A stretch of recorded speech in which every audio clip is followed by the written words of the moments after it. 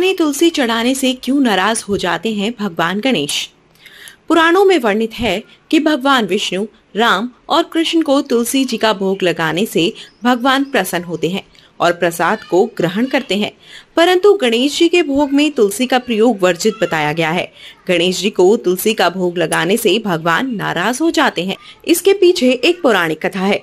पुराणों में बताया गया है कि एक बार गणेश जी गंगा नदी के किनारे तपस्या कर रहे थे। इसी कालावधि में धर्मात्म जी की कन्या तुलसी विवाह की इच्छा लेकर तीर्थ यात्रा पर निकली। देवी तुलसी सभी तीर्थ स्थलों का भ्रमण करते हुए गंगा के तट पर पहुंची। गंगा तट पर देवी तुलसी ने देखा कि युवा गणेश जी तपस्या में लीन थे। शास्त्रों के अनुसार तपस्या में विलीन गणेश जी रत्न जड़ित सिंहासन पर विराजमान थे। उनके समस्त अंगों पर चंदन लगा हुआ था।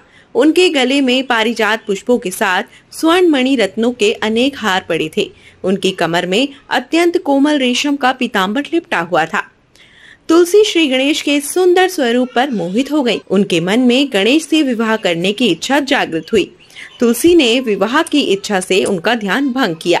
तब भगवान श्री गणेश ने तुलसी द्वारा तब भंग करने को अशुभ बताया और तुलसी की मंशा जानकर स्वयं को ब्रह्मचारी बताकर उसके विवाह के प्रस्ताव को नकार दिया।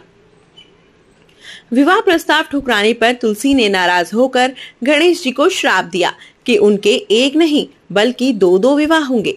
इस पर श्री गणेश ने भी तुलसी को श्राप दे दिया कि तुम्हारा विवाह एक असुर से होगा। एक राक्षस की पत्नी होने का श्राप सुनकर तुलसी ने गणेश जी से माफी मांगी। तब गणेश जी ने तुलसी से कहा कि तुम्हारा विवाह शंखचूर्ण राक्षस से होगा, किंतु फिर तुम भगवान विष्णु और श्री कृष्ण को प्रिय होने के साथ ही कलयुग में जगत के लिए जीवन और मोक्ष देने वाली हो। मेरी पूजा में तुलसी चढ़ाना शुभ नहीं माना जाएगा।